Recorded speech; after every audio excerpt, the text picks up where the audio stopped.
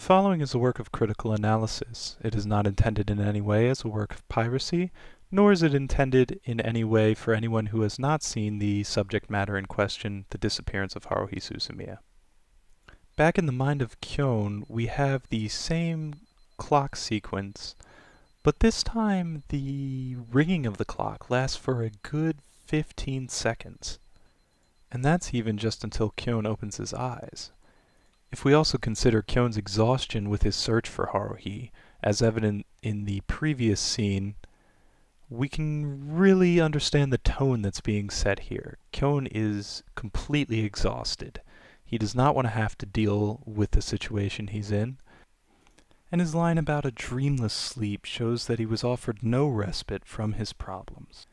Keep in mind that the film has established the symbolism of the original world being in mirrors or reflections all the time.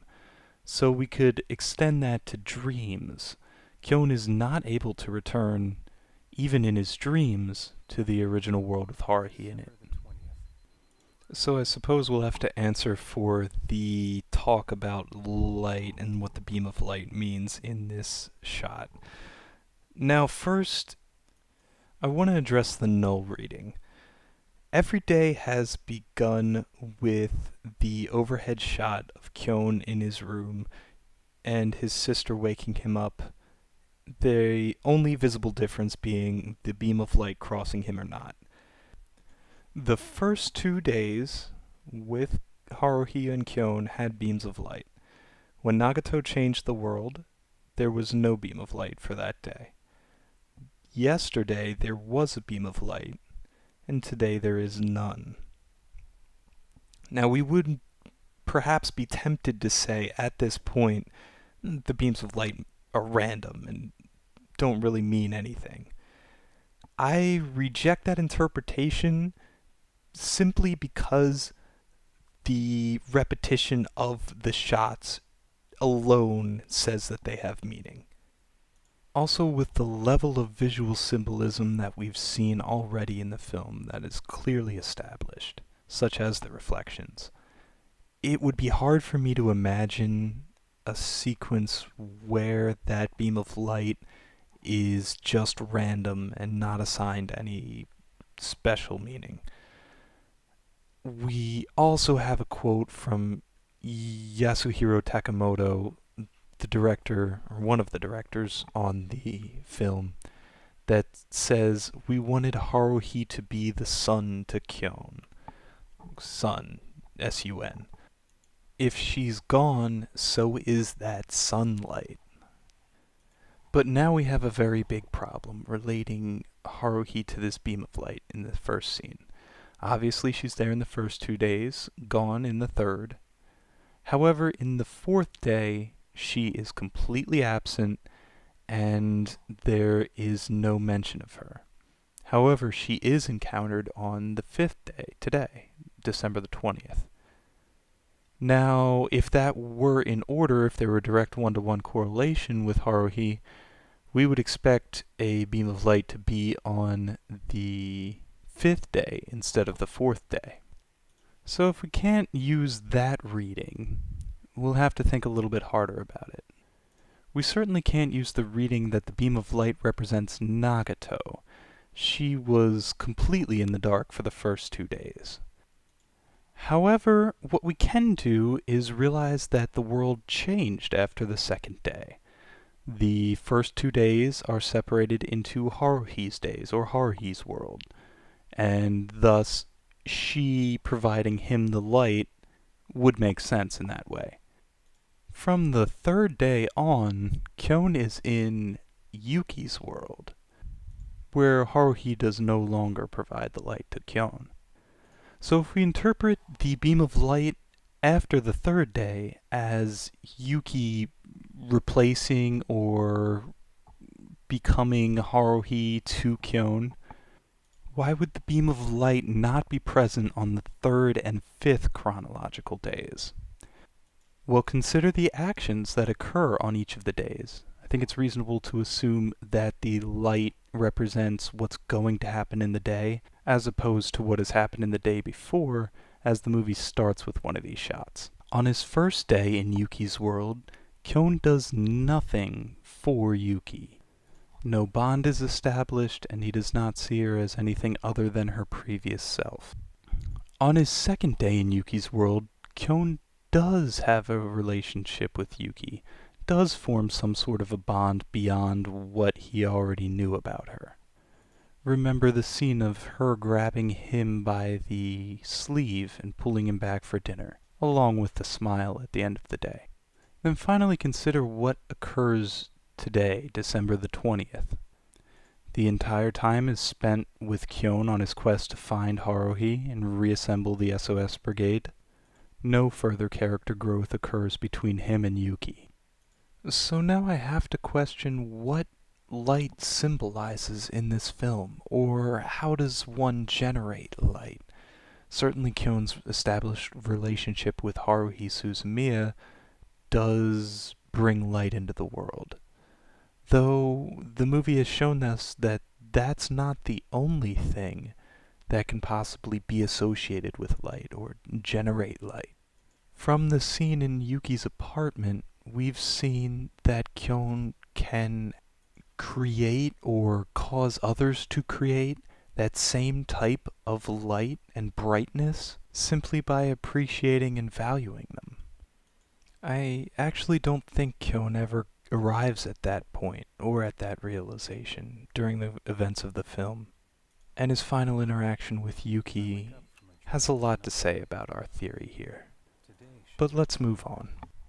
I like the very subtle use of the stoplight to represent Kyon's decision here. All Kyon needs to do is push the button to return to his own life, initiate the program that Yuki left for him.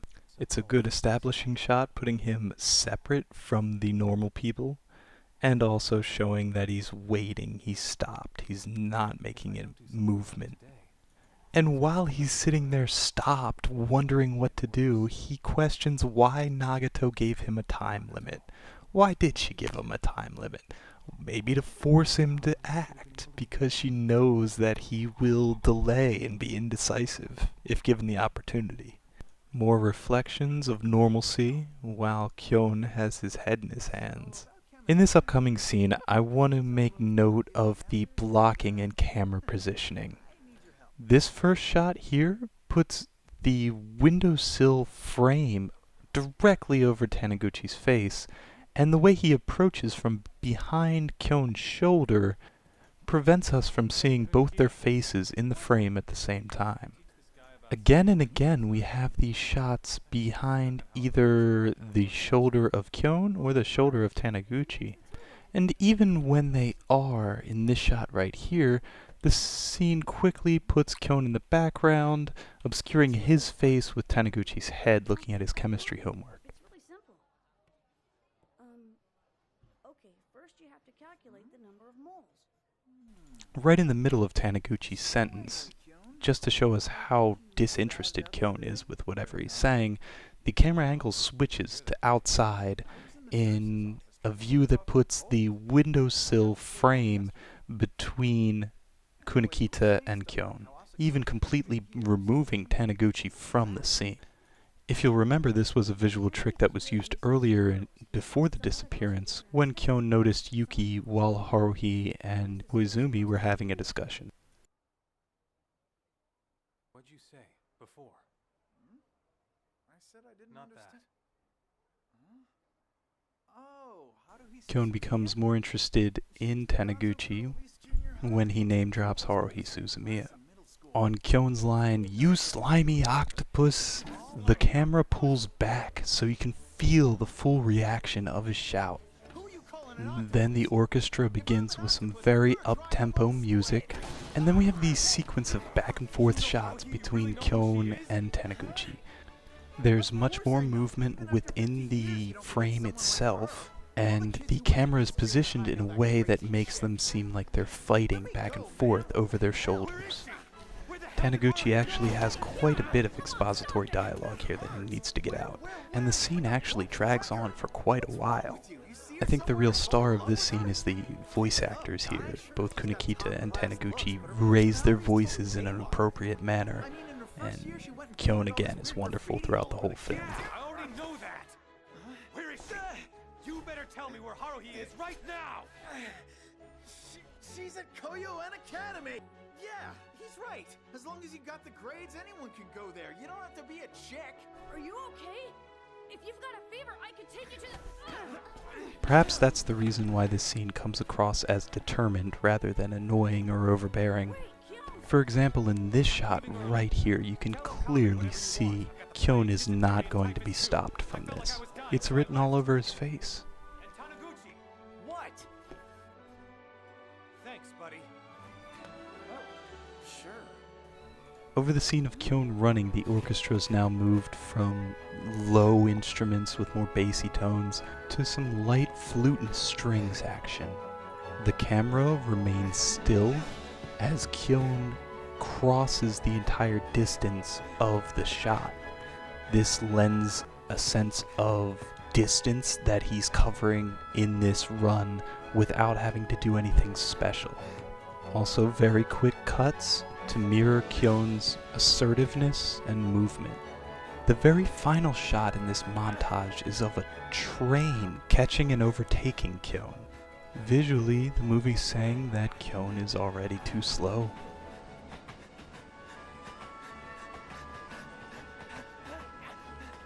A final point on this scene is the absolute dearth of color throughout any of the backgrounds that Kyon runs through. For example, take a look at these flowers.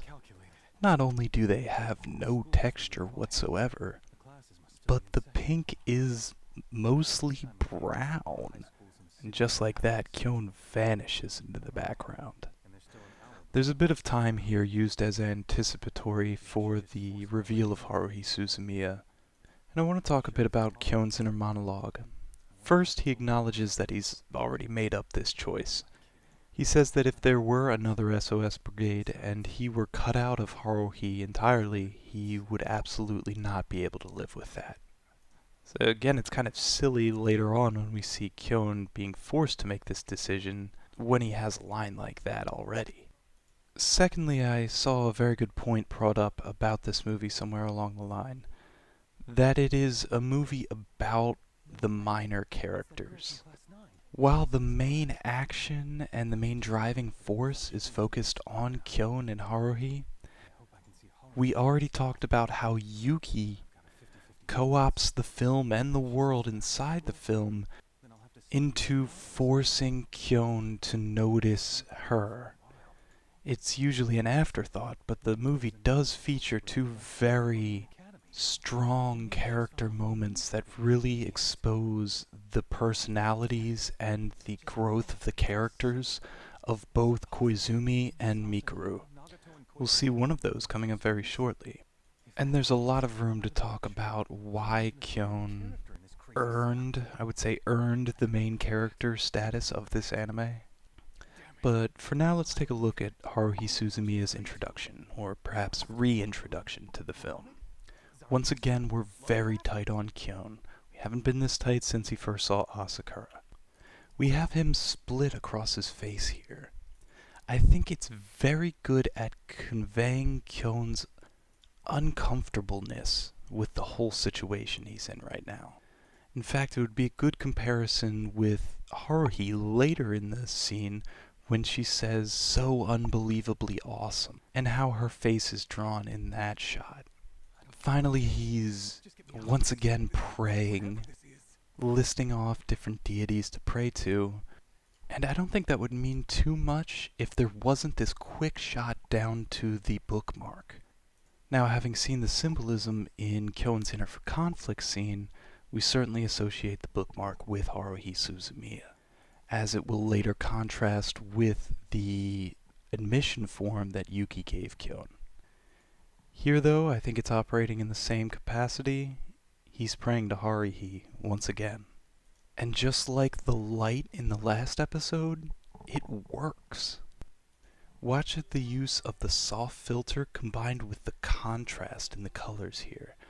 Everything gets blurry because Kyon is freaking out, but also everything kinda loses its color if it had any left. That is, except for the yellow ribbon that Haruhi wears in her hair. Out of everything that could possibly identify Haruhi Suzumiya, that yellow ribbon being a huge symbol of everything Kyon left behind, that she's still the same person underneath that ribbon, even though her hair's longer and her face is grumpy. I love the visual design of making their uniforms brown or dark blackish, and then leaving everything else in the scene almost entirely colorless, except for Haruhi's very bold ribbon. And once again, look at the soft filter in this screen. The borders of the screen indicate that Kyon is still in his dreamlike vision. Then we have reference to our motif of movement and action, where Kyon stutters with his feet here and kind of smacks him, saying, "Get it, go on, move." He repeats that twice. This is cashing in on everything we've seen dating back to Haruhi flipping over the high jump, or Kyon standing at the corner not moving. This is all visual payoff that he's finally got something to move for. That's his relationship that he established over the course of the series with this person. Take a look at how impersonal this first shot of their meeting is. Completely drawn back, and Koizumi standing between them. Again, over the shoulder, back and forth. It's echoing back to the scene with Taniguchi, where they were in conflict. They were trading blows back and forth, and it went back and forth over their shoulder. That's exactly what Haruhi does with Kyon right here. And I guess you've never met me before either. And we've said this a couple times, but I'd like to say how apparent it is that Kyon is just an idiot in this film, and in general, really. He really doesn't have any special qualities, he doesn't know how to communicate with people, and he misses some very obvious things. You don't belong here, so go home. Come on, Clay. But he knows that he can't let Haruhi go, so he resorts to touching her. She responds appropriately, and I love the shot of her kick to his shins. Because it lingers for so long, it really gives a good sense of the impact. Okay, pay attention to the blocking in this scene, because it's going to echo what we saw with Yuki, and will be a reference for their later scene together. Kyon facing right in this scene, being rejected, Haruhi walking to the left. He turns around and calls for her off screen, just like we saw with Yuki, but the camera perspective switches, and we lose that sense of distance between the two. That's what Kyon feels. She's right there. So you see the shot of her walking away. There's no sense of separation between the two, because that's what he wants to believe. However, the policeman holds him back. Then we have this shot showing the actual distance between them, and right in the middle of the foreground, some pole cutting them off from each other. This reestablishes the distance between them. Kyon's now on the right side of the screen with the full distance of the screen in order to reach Haruhi. She walking off the left side of the screen, very, very far away from him. Cutting the eyes off a character is a very old trick, but a very effective trick. Almost nothing describes negative emotion better than that. Now, if you recall Kyon's interaction with Yuki, why did we say he violated that distance between them? Because he only said what Yuki did. He didn't really understand who Yuki was, so he did not earn the right to come close to Haruhi. In this instance, it's exactly the same setup, except Kyon does understand Haruhi. He does appreciate her for everything that she is. And he conveys that with the "I am still here." And immediately when he proves that he does know Haruhi in a truly meaningful way, the distance between them shrinks immediately. They're placed on the same screen, together, with only a little bit, nothing blocking the sight line, but only a little bit of distance. And this shot, we've been talking a while about how it's so rare to see two people in their profile on the same screen together. This is the sign for intimacy that we've been missing all along, and it's Kyon's reward for showing that he does know and love Haruhi. Now, here's a very good shot. The scene is flipped. The 180-degree rule that's usually established in filmmaking is broken here. We see Kyon on the left side of the screen, where throughout the whole scene he was on the right side of the screen. And we notice a train going by in the opposite direction from what it was earlier. I think it's pretty clear symbolism for the fact that Kyon started to reverse everything that Yuki did. This shot of the light is only really relevant because of what we noted earlier for the fact that the fluorescent lights were on and not providing any illumination. This chandelier is on and it is glowing. And just look at how the color palette has changed now. Aside from those muted browns and grays where everything wasn't clearly defined, had no sharp lines or anything around it, we now have the kid's orange soda, a green shirt, the colors on the pizza and the straw, and everything has high contrast. It doesn't muddle into itself. And also the colors themselves are entirely more vibrant. They pop with those, especially with those hard black outlines on the characters now. Now that's the third shot of a train we've seen since we learned that Haruhi was indeed in Yuki's world. As far as we know from our history with the franchise, Haruhi is not in any way associated with trains. But having seen the movie before, we do know the symbolism of the turnstile as the place where Kyon realizes his decision to rejoin Haruhi's world and leave Yuki's. It's actually a very common visual symbol in Japanese anime, one that you can find in other works such as 5 centimeters per second or Mawaru Penguin Drum. It's especially relevant that it hasn't appeared before now, because Kyon hasn't been on track to reset the path of the world. So we thankfully skip a bit of exposition here and come right in with Haruhi setting up the Tanabata scene for later in the movie. There's a very cute line here about Kyon wondering why his future self would tell Haruhi to do that, and then seeing a reflection of himself in the coffee cup. It's actually the first and pretty much only time somebody interacts with the reflection, but I think it's mostly just a throwaway. What an idiot I'll be. Koizumi stating the facts of the old world sets us up for a little more tension. The fact that he doesn't believe Kyon and laughs at him kind of makes us worried that Haruhi will have the same response. So, knowing her and trusting in her, we can assume that she's going to take kindly to that idea. However, it's not past the movie for putting us in a position to believe that, whoa, that might not happen, infusing that little bit of doubt in there with Koizumi.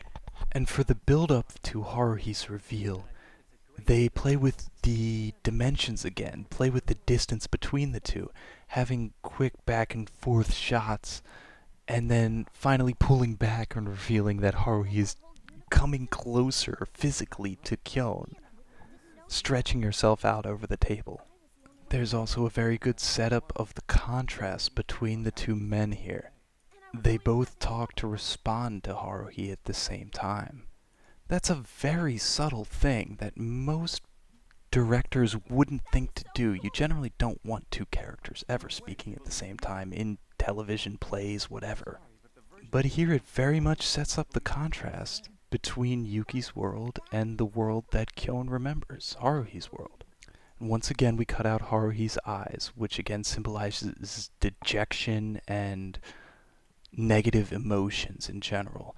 So we're preparing for this reveal of her to say something negative or be against what Kyon is offering. Lots of exaggerated motion, lots of color, and the reveal. And this is such a huge payoff. This shot of from Kyon's point of view of looking at Haruhi in full color, having been exposed and validated, is just a huge cherry on top that makes everything that we went through as the viewers watching this very slow, very boring part of the film, and Kyon went through, it makes everything worthwhile. I'd also like to paint it as the contrast to the smile that Yuki gave earlier. We can certainly see that the world Yuki has set up is a world that contrasts Haruhi against Yuki. Once again, I don't believe that's the correct way to go about it, but it's what Yuki has chosen. And the film honors that. Do we want to see Yuki's subtle little line curved upwards? Or do we want to see Haruhi's full face, bold, beautiful smile? I think the movie is too subtle to do anything like a flashback to Yuki's face, and I'm so glad for that. But I love the long lingering shot on Kyon after he takes in what Haruhi was there. And his smile and little rub of the nose, that shows us that Kyon is satisfied with his decision. Another thing, Haruhi's facial expressions here are completely reminiscent of the ones we've seen in the Melancholy of Haruhi Suzumiya. In fact, that frown especially is a super famous. I really like what the directors do here of using the background characters to create some motion, sort of spice up a very stagnant scene. There always needs to be motion and movement in a scene with Haruhi in it.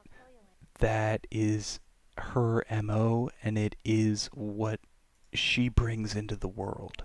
So having the waitress clean up the table behind them and then walk through the screen again is very good, especially with the cars in the background moving too.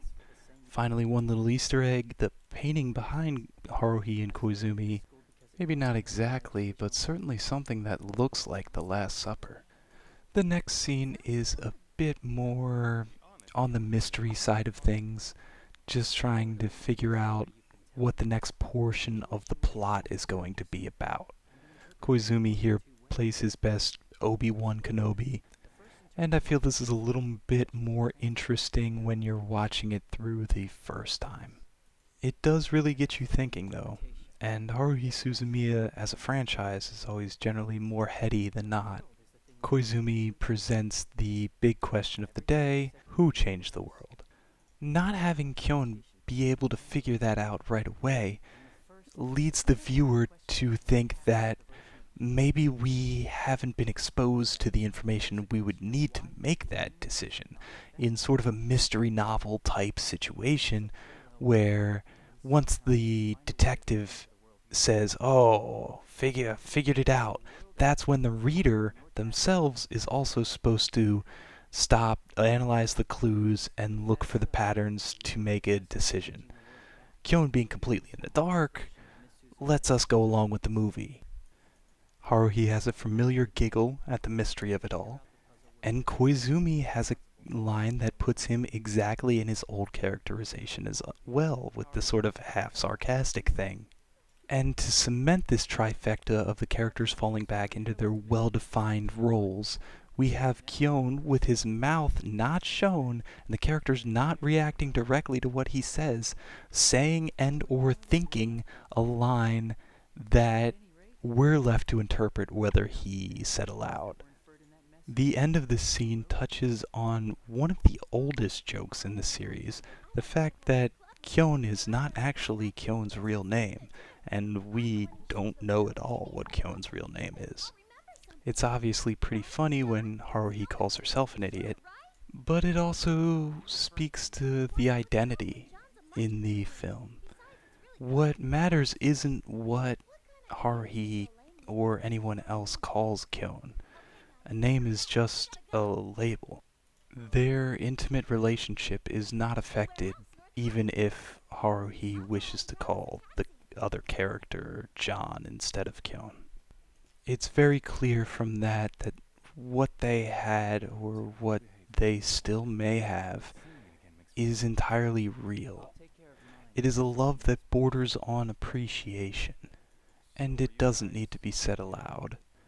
Now, I read very heavily into that little exchange because it really sets up what Koizumi's about to say. Koizumi loves Haruhi Suzumiya. We don't know how much of that is real, as in extends outside Yuki's recreation of the world, and how much of that is honest and from Koizumi even in his role as Esper in the SOS Brigade. But it really brings him out as not only a sympathetic character, but one who's incredibly self-aware. And since we've established that self-awareness is absolutely what Kyon lacks, it really invites the question of why Kyon is this chosen disciple of Haruhi, why he is the main character of this series, and not someone better suited or more qualified. Koizumi raises the very question to Kyon, and he answers that the only superpower he has is getting involved. And this next line, absolutely one of the most powerful of the entire film. Let's listen to it. Very interesting. Then, the Miss Suzumiya in your world is only interested in you, not some unique characteristic or special power. Of course, that's assuming the Miss Suzumiya of your world has the same personality as mine.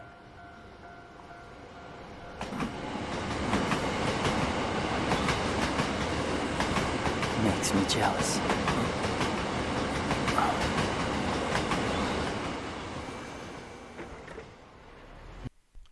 What is the disappearance of Haruhi Suzumiya about? We've talked about this a little bit up until now. First, you have the mystery of who set the world on its head. Then you have the decision between Haruhi and Yuki. We've talked a lot about that being a false dichotomy, and not having to choose which one to respect and appreciate. Koizumi's line here gives us the third and final level on which we can appreciate the disappearance of Haruhi Suzumiya, and I would argue the entire franchise as well. Why is Kyon the main character?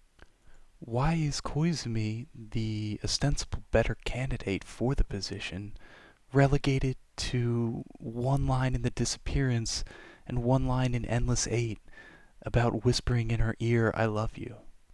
Why does Yuki never get any character building episode?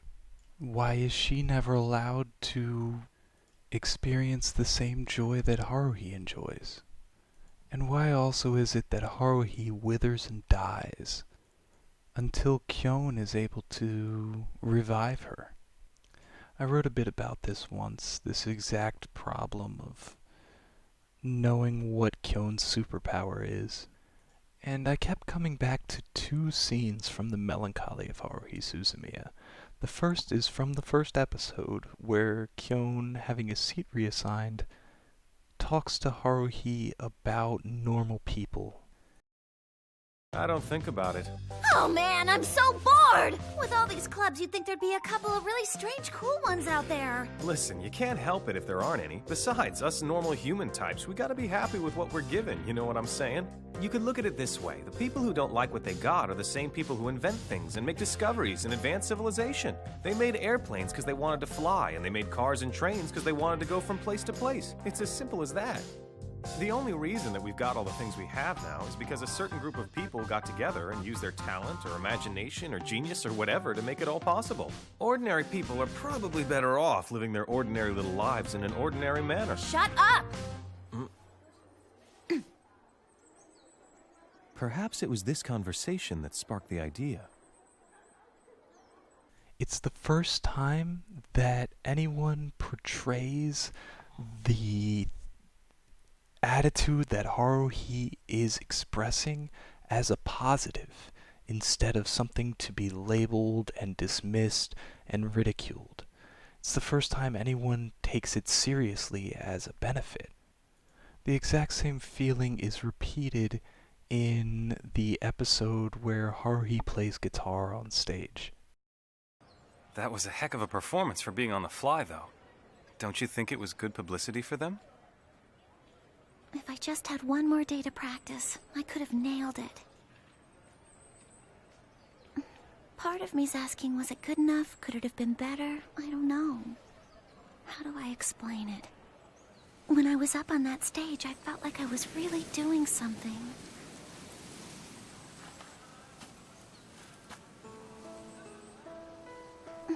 This sucks. I mean, why can't I just forget about it already? How should I know? But I do. It's because you're just not used to being appreciated by others. The things you do aren't things that people usually thank you for. What is it now? If you've got something to say, just say it. Spit it out already. It's probably something stupid anyway, but don't just stand there and keep it bottled up. It's not good for you. Seriously, it's nothing.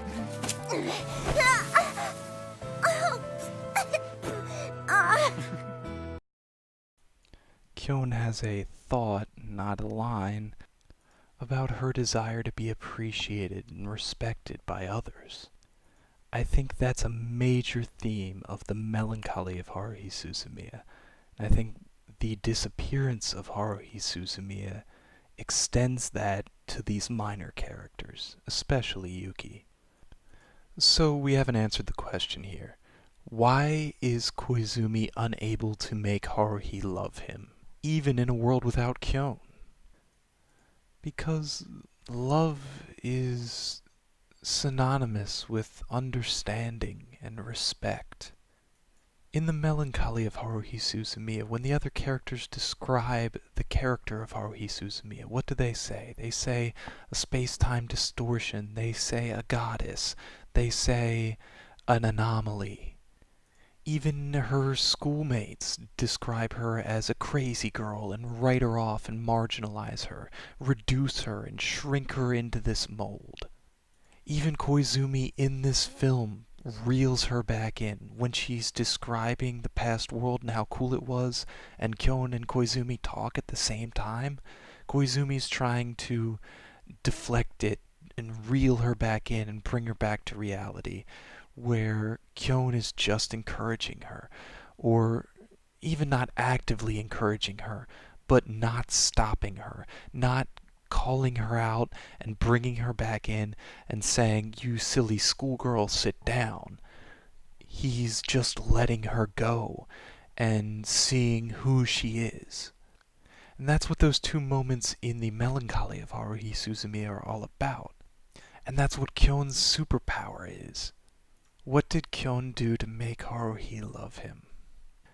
He respected her, and he made the effort to understand her. She wasn't just someone he'd like to fall in love with. In fact, that's just another label. Just another way to reduce the complicated, infinite mass that is another person down into a manageable bite. You can't truly love another person as an object that you fall in love with. It's only out of respect and understanding that a meaningful relationship can be formed. I'm reminded of the sigh of Haruhi Suzumiya after Kyon confronts her for spiking Mikuru's tea, and they have a huge falling out. What causes the reconciliation there? It's Kyon seeing things from Haruhi's point of view. It's simple empathy. Koizumi has tons of self-awareness, but only Kyon has any empathy for Haruhi. That's what Koizumi is jealous of. That's what Yuki was jealous of when she turned that attention to herself by recreating the world. It's also why this franchise is one of the most hope-filled and optimistic of any in anime. Because Haruhi, this terrible, obnoxious brat, can be redeemed only by empathizing with her, by approaching her, respecting her, and understanding her. What does that say for everyone else in the world? The worst character in all of anime can be redeemed, flipped on her head, and made to flourish through the simple act of loving her, truly loving her. Everyone would be jealous of that, and they are.